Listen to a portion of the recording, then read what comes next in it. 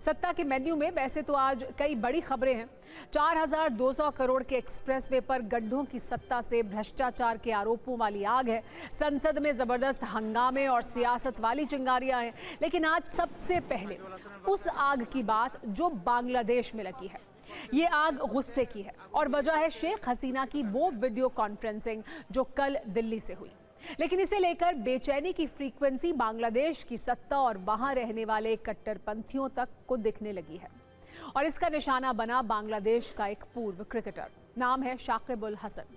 बांग्लादेश के जाने माने क्रिकेटर रहे शाकिब उल हसन के मगुरा शहर में बने घर पर कल रात लोगों की भीड़ टूट पड़ी, जिनके हाथों में पत्थर और पेट्रोल बम थे। लोगों ने उनके घर पर हमला कर दिया, आग लगाने की कोशिश की गई और वजह यह थी कि कुछ देर पहले शाकिब उल हसन श्रीलंका से पूर्व प्रधानमंत्री शेख हसीना की वर्चुअल प्रेस कॉन्फ्रेंस में जुड़े थे, जिसके बाद बांग्लादेश में कई जगह प्रदर्शन हुए।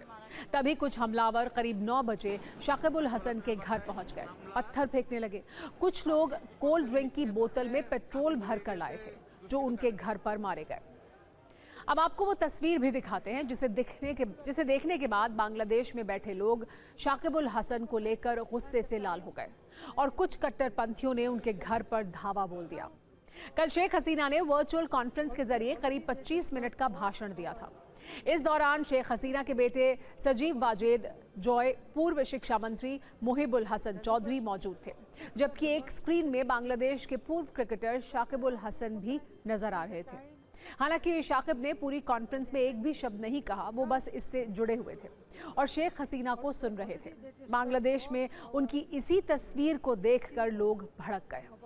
अब सवाल यह है कि जिस शाकिब उल हसन को पूरा बांग्लादेश कभी नेशनल हीरो की तरह देखता था, वो शाकिब आज बांग्लादेश में विलन कैसे बन गए? इसके लिए हम आपको कुछ तस्वीरें और वीडियो दिखाते हैं, जिसमें इस सवाल का जवाब भी है। इसकी सबसे बड़ी वजह है शेख हसीना के साथ शाकिब उल हसन और उनके परिवार की नज़दीकियाँ। असल में क्रिकेटर रहते हुए शाकिब 2023 में शेख हसीना की पार्टी आवामी लीग में शामिल हो गए थे और वर्ष 2024 के चुनाव में सांसद भी बन गए। इसीलिए जैसे ही शेख हसीना की सत्ता गई, शाकिब उल हसन पर कट्टरपंथियों के साथ सरकारी कट्टरता के बाउंसर फेंके जाने लगे। उनके खिलाफ हत्या, गबन, धोखाधड़ी, मनी लॉन्ड्रिंग समेत कई मामले दर्ज किए गए। हालांकि शेख हसीना की सत्ता के तख्ता पलट के बाद से शाकिब बांग्लादेश से बाहर हैं। खबरें हैं कि फिलहाल अपने परिवार के साथ वो अमेरिका में रह रहे हैं और दुनिया की अलग अलग फ्रेंचाइजी लीग में क्रिकेट खेल रहे हैं। अब देखिए शेख हसीना के संबोधन के बाद बांग्लादेश की सत्ता के मन में आग क्यों लगी है। शेख हसीना ने कल प्रेस कॉन्फ्रेंस में 25 मिनट का जो संबोधन किया, उसकी 5 बड़ी बातें आपको जाननी चाहिए। शेख हसीना ने कहा कि या तो बांग्लादेश की सरकार उन्हें जेल में डाल देगी या मार भी सकती है, लेकिन फिर भी वो बांग्लादेश लौटेंगी। उन्होंने बताया कि अपनी इच्छा से वो देश उन्होंने नहीं छोड़ा, बल्कि हालात ऐसे बने कि बांग्लादेश उन्हें छोड़ना पड़ा। शेख हसीना ने दावा किया कि 2024 का आंदोलन शांतिपूर्ण नहीं था और छात्रों को हथियार बनाया गया था। आरोप लगाया कि 2 वर्षों से बांग्लादेश बहुत तकलीफ में है और वहां लोगों को मारा जा रहा है। शेख हसीना ने मांग की कि आवामी लीग से प्रतिबंध हटे और उसे एक बार फिर से चुनाव में हिस्सा लेने दिया जाए। इसी कॉन्फ्रेंस में शामिल शेख हसीना के बेटे साजिब वाजेद ने एक अलार्म भी बजाया। उन्होंने चेतावनी दी कि बांग्लादेश एक और पाकिस्तान बन रहा है और ये भारत के लिए चिंता का विषय होना चाहिए।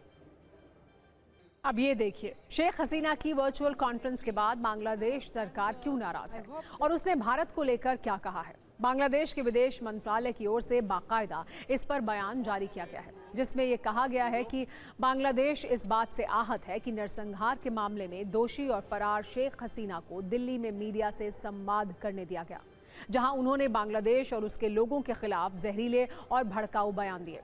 इसीलिए भारत द्वारा शेख हसीना को मीडिया से खुलकर बात करने का मौका देना बांग्लादेश के लोगों की भावनाओं को ठेस पहुंचाता है। इससे भारत बांग्लादेश के सौहार्दपूर्ण द्विपक्षीय संबंधों पर भी नकारात्मक असर पड़ सकता है। बांग्लादेश के अनुसार ये सब तब हुआ जब भारत को पहले ही नतीजों से आगाह कर दिया गया था। We condemned it seriously and we condemned the permission which given to Sheikh Hasina by Indian government and which is very harmful and very bad for Bangladesh and India relationships. India also should not interfere in our internal affairs. Convicted Sheikh Hasina and convicted others who are in India, they should be also returned to Bangladesh. They should be also handed over to the Bangladesh government. वैसे बांग्लादेश की सत्ता भारत पर आरोपों के हवाई किले बना रही है, लेकिन उसे भारत सरकार का जवाब भी नोट कर लेना चाहिए, जो उसने शेख हसीना की कॉन्फ्रेंस से पहले ही दे दिया था। उसे हम बांग्लादेश की सरकार को याद दिला देते हैं। भारत के विदेश मंत्रालय के अनुसार शेख हसीना के कार्यक्रम से भारत सरकार का कोई लेना देना नहीं है। ये पूरी तरह से एक प्राइवेट इवेंट है और एक निजी संस्था के द्वारा कार्यक्रम का आयोजन किया गया है। सरकार इसमें शामिल नहीं है। साथ ही भारत ने यह भी स्पष्ट कर दिया कि मंच से कही जाने वाली बातें भारत सरकार की राय नहीं है। फिर भी बांग्लादेश की सरकार भड़की हुई है। सत्ता में आगे बढ़ते हैं एक ऐसे वीडियो के साथ जिसमें सड़क निर्माण के नाम पर सीरियल भ्रष्टाचार की कहानी है, जिसमें ईमानदारी के सीमेंट से ज्यादा करप्शन का कंक्रीट है। एक कंपनी जो साल दर साल विवादों में रही, जिस पर आरोप लगते रहे, फिर भी सड़क निर्माण के ठेके उसे मिलते रहे। इसका परिणाम और अंजाम क्या हुआ, आप लखनऊ कानपुर एक्सप्रेसवे की इस तस्वीर से देखिए और समझिए। ये 4,200 करोड़ रुपए की लागत में बना लखनऊ कानपुर एक्सप्रेसवे है, जो 42 दिन भी बारिश के आगे नहीं टिक पाया। 13 जुलाई 2026 को इसका उद्घाटन किया गया था। आज से सिर्फ 24 दिन पहले इसकी हालत क्या है, उसका वीडियो सबूत देखिए। 63 किलोमीटर लंबे इस एक्सप्रेसवे पर 26 जुलाई 2026 को 300 मीटर लंबा हिस्सा धंस गया। मतलब ये कि उद्घाटन के सिर्फ 13 दिन के बाद 300 मीटर का हिस्सा धंस गया है। इसमें 6 से ज्यादा गड्ढे हैं। इस लापरवाही के लिए NHAI ने गलती मानी है। इस भ्रष्टाचार के लिए सबसे बड़ी जिम्मेदार उस निर्माण कंपनी को बताया जा रहा है जो साल दर साल विवादों में रही है। नाम है PNC इंफ्रोटेक। P यानी प्रवीण, N यानी नवीन और C यानी चक्रेश। ये नाम के पहले अक्षरों को जोड़कर बनाई गई कंपनी है। अब इसे ब्लैकलिस्ट करने की तैयारी चल रही है। इस कंपनी को नॉन परफॉर्मर घोषित करने के लिए NHAI की ओर से नोटिस भी जारी किया जा चुका है। भ्रष्टाचार की इस कहानी की लेकिन सबसे चौंकाने वाली बात यह है कि company PNC Infratech Madhya Pradesh में भी कई निर्माण को लेकर विवादों में थी। MP और UP को जोड़ने वाले झांसी खजुराहो 4 लेन राष्ट्रीय राजमार्ग का निर्माण इसी कंपनी ने किया था, जिस पर सवाल उठे। इतना ही नहीं, 2024 में मध्य प्रदेश के छतरपुर में NHAI अधिकारियों को रिश्वत देने में भी इस कंपनी का नाम सामने आया था। CBI ने उस वक्त PNC के निदेशकों के विरुद्ध मुकदमा भी दर्ज किया था। आपको इस कंपनी के कर्ता धर्ता से भी परिचय करना चाहिए। PNC इंफ्राटेक के MD प्रदीप कुमार जैन हैं, जो BJP के राज्यसभा सांसद नवीन जैन के भाई हैं। अब इस कंपनी के निर्माण कार्य में भ्रष्टाचार की खबरें वायरल हो रही हैं। विपक्ष तीखे सवाल पूछ रहा है। ये सवाल उठाया जा रहा है कि जब कंपनी पर भ्रष्टाचार के आरोप पहले से थे, तो यूपी में एक्सप्रेसवे का ठेका क्यों दिया गया? वैसे 4,200 करोड़ रुपए के इस एक्सप्रेसवे की 1 महीने से भी कम दिनों में इस तरह की हालत को देखकर ये सवाल आपके मन में भी उठ सकता है। आखिर निर्माण कंपनी पर इतनी मेहरबानी क्यों की गई थी, जिसकी वजह से यह भ्रष्टाचार का एक्सप्रेसवे बन चुका है? कुछ दिनों की बारिश में ही एक्सप्रेसवे का बड़ा हिस्सा धंस गया। NHAI के पास भी कार्रवाई करने के अलावा अब कोई जवाब नहीं है। PNC इंफ्राटेक के इंजीनियर और अधिकारियों पर क्या कार्रवाई की गई है, इसके बारे में भी आइए आपको बता देते हैं। पहले एक्सप्रेसवे का पंखे वाला वायरल वीडियो देखिए, जो इसकी दयनीय स्थिति को बखूबी बयां कर रहा है। लखनऊ एक्सप्रेसवे पर मरम्मत के दौरान के कई वीडियो वायरल हो रहे हैं, जिसमें यह दावा किया जा रहा है कि पंखा लगाकर सड़क के कुछ हिस्से को सुखाया जा रहा है। तस्वीर में भी सड़क पर कई पंखे दिख रहे हैं। समाजवादी पार्टी के अध्यक्ष अखिलेश यादव ने सोशल मीडिया पर पंखे वाला वीडियो शेयर किया है। यह आरोप लगाया गया है कि सरकार की तरक्की की यह नई हवा है। एक्सप्रेसवे पर स्पीड से मरम्मत को सुखाने के लिए पंखे का इस्तेमाल किया जा रहा है। कांग्रेस ने भी वीडियो जारी कर कटाक्ष किया है। यह लिखा कि सरकार के भ्रष्टाचार को पंखे से सुखाया जा रहा है। जनता के 4,200 करोड़ रुपए लगाकर यह सड़क बनाई गई, जो 2 दिन भी नहीं चल पाई। सोचिए किस लेवल की लूट खसोट हुई होगी। फिलहाल एक्सप्रेसवे पर मरम्मत का काम जारी है। प्रभावित हिस्से में एक तरफ से लेन बंद कर दी गई है, कई जगह पर बैरिकेडिंग की गई है। भारी मशीनों की मदद से सड़क की मरम्मत की जा रही है। बताया यह भी जा रहा है कि कई किलोमीटर तक वाहनों को विपरीत दिशा वाली लेन से निकाला जा रहा है। सवाल अभी भी वहीं का वहीं है। जो निर्माण कंपनी विवादों में थी, उसको फिर से ठेका क्यों दिया गया? उसके भ्रष्टाचार वाले इतिहास को क्यों नजरअंदाज किया गया? दावा तो ये किया गया था कि सड़क का हर इंच इंजीनियर्स की निगरानी में बना है, हर परत की गुणवत्ता जांची गई है, हर चरण के बाद भुगतान हुआ है। तो फिर चूक कहां हुई? इसका जवाब कौन देगा? क्या निगरानी सिर्फ कागजों तक सीमित रह गई? जब ये वीडियो वायरल हो रहे हैं तो NHAI ने खुद इसे गलती माना है। अब NHAI की नींद टूटी है, वो एक्शन मोड में है। PNC इंफ्राटेक को नॉन परफॉर्मर घोषित करने के लिए नोटिस दिया गया है। मतलब ये कि भविष्य में NHAI के टेंडरों में PNC इंफ्राटेक हिस्सा नहीं ले पाएगी। इसका असर ये होगा कि कंपनी की बैंक गारंटी का 2% जुर्माने के रूप में काटा जा सकता है। इतना ही नहीं, PNC इंफ्राटेक को अपने खर्च पर सड़क की पूरी मरम्मत करनी होगी। इसका खर्च लगभग 3 करोड़ रुपए आएगा। इसका कोई खर्च NHAI की ओर से नहीं दिया जाएगा। NHAI ने कार्रवाई भी की है। प्रोजेक्ट मैनेजर विवेक गुप्ता को परियोजना से हटाया गया है। परियोजना निदेशक नकुल प्रकाश वर्मा को भी हटा दिया गया है। उन्हें पहले के विभाग में वापस भेज दिया गया है। इसके अलावा प्रोजेक्ट डायरेक्टर सौरभ चौरसिया के खिलाफ लापरवाही के आरोप में चार्जशीट जारी की जा रही है। इससे जुड़े रेजिडेंट इंजीनियर यतेंद्र कुमार, स्वतंत्र अभियंता टीम के प्रमुख सुरेंद्र कुमार को 2 वर्ष तक NHAI और मंत्रालय की परियोजनाओं में काम करने से प्रतिबंधित किया गया है। तमाम सवालों और आरोपों के बीच TV9 भारतवर्ष की टीम लखनऊ कानपुर एक्सप्रेसवे पर उस जगह पहुंची जहां गड्ढे हैं, जहां सड़क का बड़ा हिस्सा धंस गया है।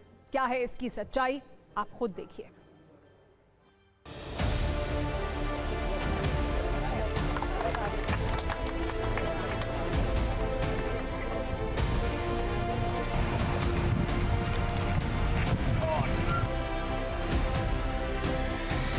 ये लखनऊ और कानपुर के बीच 63 किलोमीटर का ये हाईवे एक्सप्रेसवे बनाया गया था और इसकी तुलना अमेरिका से नितिन गडकरी ने, जो सड़क परिवहन मंत्री हैं, उन्होंने की है।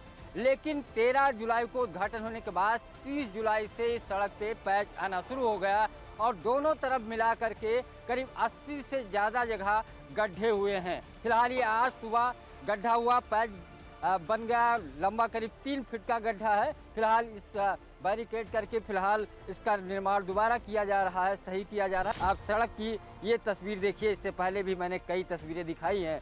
करीब गड्ढा है, पैच है, सड़कें फट गई हैं और बड़े वाहन जब गुजरते हैं तो सड़क पूरी तरीके से फट जा रही है और पानी का जो है भराव यहीं पे होता है, पूरी दरारें आ गई हैं और पानी भी भरा हुआ है। इससे रिसाव होता है, पूरी सड़क फट जाती है। ये करीब यहाँ पे करीब 200 मीटर के आसपास का ऐसे ही पैच है। पूरी तरीके से सड़कें फटी हुई हैं और लगातार गड्ढा बन रहा है। ये आप देखिए, पूरी जो सड़क है करीब 2 से 3 मीटर ऐसे पूरी सड़कें फटी हुई हैं, जगह जगह दरारें हैं और ये दरारों में पानी, बरसात हो रही है, उसके बाद पानी का रिसाव अंदर तक होता है, अंदर मिट्टी है, इस नाते जगह जगह भराव के बाद सड़कें बढ़ती चली जा रही है। ये देखिए, करीब आधा फीट गड्ढा मेन सड़क पे हो गई है। ये पूरी सड़क आप अगर यहाँ से देखेंगे तो ये पूरी सड़क जो है कई जगह आपको पूरी तरीके से जो गड्ढे और पैच में तब्दील होती नजर आ रही है। प्रथम दृष्टया में निरीक्षण के बाद ये ऐसा लग रहा है, ऐसा हुआ है कि पानी किसी भी कारणवश पानी अंदर चला गया है। बारिश का पानी अंदर जाने के कारण वो नीचे पर्कुलेट होकर के मिट्टी तक चला गया। जब हम लोग एक्सकवेट कर रहे हैं तो नीचे की मिट्टी गीली निकल रही है, तो पानी के ही कारण मेन फेल वहाँ पे डैमेज हुआ है। PNC के अगेंस्ट में भी 2 सोकॉज नोटिस इशू हुआ है और उसको हम लोग नॉन परफॉर्मर भी के लिए भी फाइल प्रोसेस में है और वो इशू किया जा रहा है। हालांकि निर्माण कंपनी के खिलाफ ये अंतिम सजा नहीं है। NHAI ने फिलहाल नोटिस जारी किया है, यानी PNC इंफ्राटेक को अपना पक्ष रखने का मौका मिलेगा। उसके बाद ही ये तय होगा कि कंपनी को आधिकारिक रूप से नॉन परफॉर्मर घोषित किया जाएगा या नहीं। उस पर भविष्य के NHAI टेंडरों में प्रतिबंध तथा अन्य दंड वास्तव में लागू होंगे या नहीं। आपको PNC इंफ्राटेक लिमिटेड की भ्रष्टाचार और आरोपों वाली पूरी कहानी भी जाननी चाहिए। क्योंकि ये सिर्फ एक निर्माण से संबंधित नहीं है, एक शहर या एक राज्य से भी संबंधित नहीं है। पीएनसी इंफ्राटेक लिमिटेड पर पहले भी कई आरोप लग चुके हैं। इसके चेयरमैन और एमडी प्रदीप कुमार जैन हैं। कंपनी के प्रमोटर्स में जैन बंधुओं का नाम बताया जाता है। प्रदीप कुमार जैन के भाई नवीन कुमार जैन बीजेपी से राज्यसभा सांसद हैं। बड़ी बात यह भी है कि पीएनसी इंफ्राटेक पर 2024 में बैन लगाया गया था, बाद में इसे हटाया गया था। पीएनसी इंफ्राटेक और 2 सहायक कंपनियों को 18 अक्टूबर 2024 से 1 वर्ष के लिए किसी भी नई टेंडर प्रक्रिया में भाग लेने से अयोग्य घोषित किया गया था। इसमें NHAI और NHIDCL के प्रोजेक्ट्स भी शामिल थे। ये प्रतिबंध सीबीआई जांच के बाद लगाया गया था। कंपनी के 4 कर्मचारियों पर 10 लाख रुपए की रिश्वत लेने का आरोप था। इसके बाद कंपनी ने दिल्ली हाईकोर्ट का रुख किया था, जिसके बाद एक बार फिर से ठेके मिलने का रास्ता खुला। अगली खबर संसद के मॉनसून सत्र की है, जिसमें हंगामे की बरसात जारी है। एंटी पेपर लीक बिल पर 2 दिन की चर्चा के बाद से लोकसभा और राज्यसभा में एक भी दिन काम नहीं हो पाया है। हालांकि इस बीच कुछ बिल बिना चर्चा के पास हो गए हैं। विपक्ष राम मंदिर चढ़ावा चोरी पर चर्चा और छात्रों के खिलाफ हुए पुलिस एक्शन पर गृह मंत्री का बयान चाहता है, जबकि सत्ता पक्ष इसके लिए सहमत नहीं है, जिसके कारण हंगामा जारी है। हंगामे और प्रदर्शन की शुरुआत संसद परिसर के बाहर से हुई, जो अंदर तक पहुंच गई। संसद परिसर के बाहर अमित शाह के खिलाफ पोस्टर लगाए गए।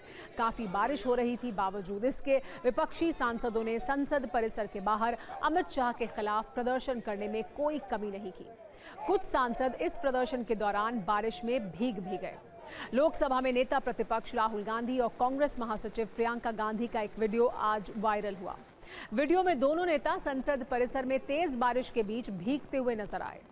बताया जा रहा है कि दोनों नेता अपनी कार का इंतजार कर रहे थे। जब तक गाड़ी नहीं पहुंची, तब तक राहुल गांधी और प्रियंका गांधी बिना छाते के वहीं खड़े होकर बातचीत करते रहे।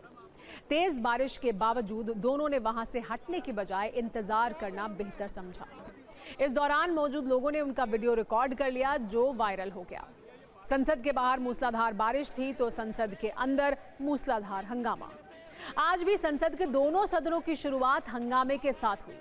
राज्यसभा में टकराव ज्यादा बढ़ गया। कांग्रेस की तरफ से मल्लिकार्जुन खड़गे गृह मंत्री अमित शाह को सदन में बुलाने पर अड़े हुए थे, जबकि संसदीय कार्य मंत्री किरण रिजिजू ने उन पर हर दिन संसद को बाधित करने का आरोप लगाया। इसके लिए उन्होंने संसद के नियमों का जिक्र किया। इससे खड़गे नाराज हो गए और पूछा कि क्या उन्हें रिजिजू से नियम सीखने होंगे। सभापति ने बीच बचाव किया और रिजिजू से कहा कि वो गृह मंत्री तक विपक्ष की बात पहुंचा दें। राज्यसभा की तरह लोकसभा में भी हंगामा हुआ। यहां भी गृह मंत्री अमित शाह विपक्ष के निशाने पर रहे। विपक्ष ने यह आरोप लगाया कि गृह मंत्री सदन की अवहेलना कर रहे हैं, उन्हें सदन में बयान देना चाहिए, जबकि सत्ता पक्ष ने यह आरोप लगाया कि कांग्रेस और समाजवादी पार्टी सदन को नहीं चलने दे रही है। कुल मिलाकर संसद सत्र का बड़ा हिस्सा हंगामे की भेंट चढ़ चुका है। हालांकि बचे हुए दिनों में काम हो पाए, इसके लिए सरकार की कोशिश तेज हो गई है। सूत्रों के मुताबिक संसदीय कार्य मंत्री किरण रिजिजू ने नेता प्रतिपक्ष राहुल गांधी से फोन पर बातचीत की है। इस बातचीत का मुख्य मुद्दा परिसीमन और महिला आरक्षण विधेयक रहा। रिजिजू ने राहुल गांधी से कहा कि यदि परिसीमन को लेकर राजनीतिक सहमति बनती है तो महिला आरक्षण विधेयक को लागू करने का रास्ता आसान हो जाएगा। उन्होंने ये भी कहा कि यदि महिला आरक्षण लागू नहीं हुआ तो महिलाओं के बीच नाराजगी बढ़ सकती है। सूत्रों के मुताबिक राहुल गांधी ने सरकार से कहा कि कांग्रेस इस मुद्दे पर पहले अपने सहयोगी दलों और इंडिया गठबंधन के नेताओं से चर्चा करेगी। राहुल गांधी ने यह भी कहा कि इस विषय पर ऑल पार्टी मीटिंग में भी विस्तार से बातचीत होगी। सहयोगी दलों से विचार विमर्श के बाद कांग्रेस सरकार को अपना आधिकारिक रुख बताएगी। संसद वाले हंगामे के बाद अब राहुल गांधी के छात्र संवाद पर हो रहे कलेश की बात करते हैं। 8 अगस्त को प्रयागराज में राहुल गांधी का छात्रों की गूंज कार्यक्रम होना है, लेकिन जिस केपी ग्राउंड में यह कार्यक्रम होना था उसकी बुकिंग अचानक रद्द कर दी गई। ये ग्राउंड केपी ट्रस्ट यानी कायस्थ पाठशाला का है। कांग्रेस की तरफ से इस ग्राउंड को कार्यक्रम के लिए बुक किया गया था। बुकिंग राशि का भुगतान भी हो चुका था। पंडाल बनाए जाने की तैयारी चल रही थी, लेकिन कार्यक्रम से 2 दिन पहले ट्रस्ट ने शहर कांग्रेस कमेटी के नाम एक लेटर जारी कर बुकिंग कैंसिल कर दी। इसके लिए हाईकोर्ट के आदेश का हवाला दिया गया है। ट्रस्ट ने लेटर में भी अगस्त 2025 में दिए हाईकोर्ट के आदेश का जिक्र किया है, जिसके मुताबिक छात्रों की पढ़ाई किसी तरह बाधित नहीं होनी चाहिए। ऐसे में अगर राहुल गांधी का कार्यक्रम हुआ तो उससे 2 स्कूलों के छात्र प्रभावित होंगे। साथ ही ये भी कहा कि मैदान आउटडोर खेलों के लिए है और बारिश के कारण उसकी स्थिति खराब हो सकती है। अगर मैदान खराब हुआ तो उसे ठीक करने में समय लगेगा और परेशानी भी बढ़ेगी। इसीलिए कार्यक्रम की तारीख बारिश के बाद छुट्टियों में रखने का सुझाव दिया गया है। लेटर में ट्रस्ट के अकाउंट डिपार्टमेंट को कहा गया है कि वो ग्राउंड की सफाई के लिए जमा कराई गई धनराशि चेक के जरिए वापस कर दें। यूपी कांग्रेस के कई नेता राहुल गांधी के कार्यक्रम के लिए प्रयागराज में ही डटे हैं, इसलिए जैसे ही बुकिंग कैंसिल की खबर आई तो प्रयागराज से दिल्ली तक हलचल तेज हो गई। कांग्रेस के नेता इसे सरकारी दबाव का नतीजा बताने लगे। राहुल गांधी ने भी सोशल मीडिया पर एक पोस्ट में लिखा, मोदी सरकार की नीति ही युवाओं की आवाज को दबाने की है। सवाल पूछो तो लाठी, विरोध करो तो मुकदमे और आवाज उठाओ तो पैलेट गन मिली है। जब से मैंने छात्रों की बात को सुनने के लिए प्रयागराज जाने का फैसला किया, तब से प्रशासन मेरे कार्यक्रम को हर संभव तरीके से रोकने की कोशिश कर रहा है। ये साफ दिखाता है कि उन्हें छात्रों की गूंज से भी डर लग रहा है। लेकिन सरकार जितनी भी कोशिश कर ले, मुझे छात्रों की आवाज उठाने से रोक नहीं सकती। यूपी कांग्रेस ने भी ऐलान किया है कि प्रयागराज में राहुल गांधी का कार्यक्रम हर हाल में होगा।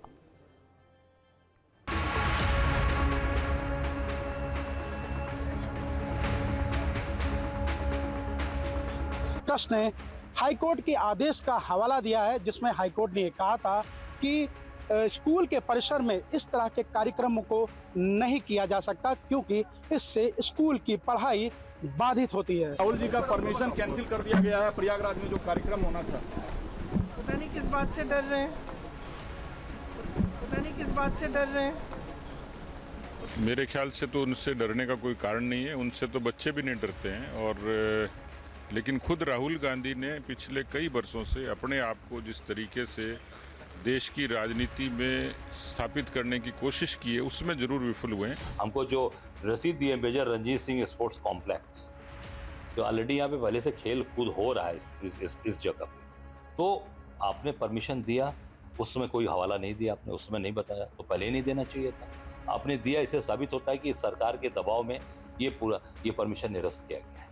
तो यहाँ पर भी परमिशन को देना पड़ेगा, क्योंकि राहुल जी 8 तारीख को आएंगे और कार्यक्रम होगा, निश्चित तौर से होगा। अब ये बहाना ढूंढते हैं क्योंकि उसमें कोई आ नहीं रहा होगा। एक ट्रस्ट, प्राइवेट ट्रस्ट से आप स्थान मांग रहे हो, प्राइवेट ट्रस्ट के पास में स्थान है कि नहीं है वो दोनों के बीच की बात है। आप सरकार से उसमें आप जवाब मांग रहे हो। अरे हमारे जनेश्वर मिश्रा पार्क में जनेश्वर के जन्मदिन की नहीं दी परमिशन, तो उत्तर प्रदेश सरकार कोई नियमानुसार काम ही नहीं कर रही। वो तो बिल्कुल जो है सारे नियम कानून के ऊपर अपने को वहाँ के लोग समझने लगे। जनता will teach them the lesson. Prayagraj के जिस केपी कॉलेज ग्राउंड में राहुल गांधी के कार्यक्रम की बुकिंग रद्द की गई है, वो लंबे वक्त से राजनीतिक दलों की बड़ी जनसभाओं और चुनावी रैलियों का प्रमुख स्थान रहा है। पिछले कुछ वर्षों में यहाँ कई बड़े राजनीतिक कार्यक्रम हुए हैं। 16 दिसंबर 2020 में सीएम योगी आदित्यनाथ यहाँ अधिवक्ताओं के समागम कार्यक्रम में शामिल हुए थे। 2022 विधानसभा चुनाव के दौरान बीएसपी अध्यक्ष मायावती ने केपी कॉलेज ग्राउंड में बड़ी चुनावी जनसभा की थी। 2022 में ही प्रधानमंत्री Narendra Modi KP college ground में पार्टी कार्यक्रम में शामिल हुए थे। 2023 में प्रयागराज नगर निगम के मेयर और पार्षदों का शपथ ग्रहण समारोह भी यहां आयोजित किया गया था, जिसमें डिप्टी सीएम केशव प्रसाद मौर्य शामिल हुए थे।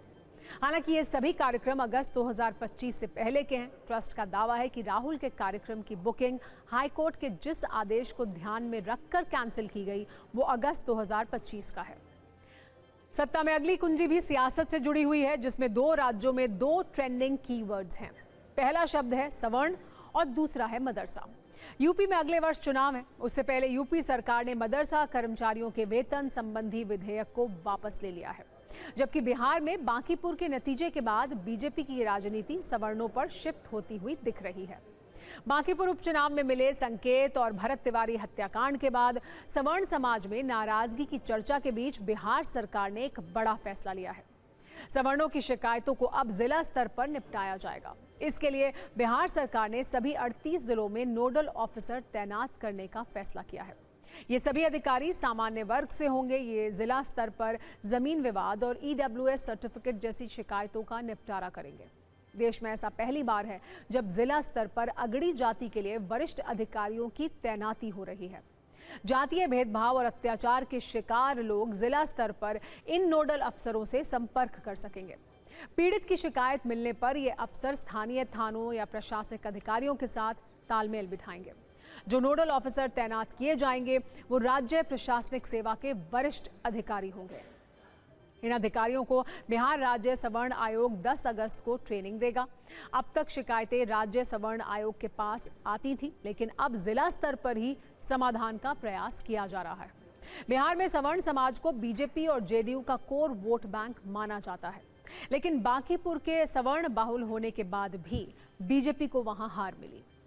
इससे इस बात की चर्चा तेज हो गई थी कि क्या भरत तिवारी एनकाउंटर के बाद सवर्ण बीजेपी से नाराज है। इन्हीं चर्चाओं के बीच नोडल अधिकारी वाला ये फैसला आया, जिसे अब बांकीपुर और भरत तिवारी एनकाउंटर से जोड़कर देखा जा रहा है।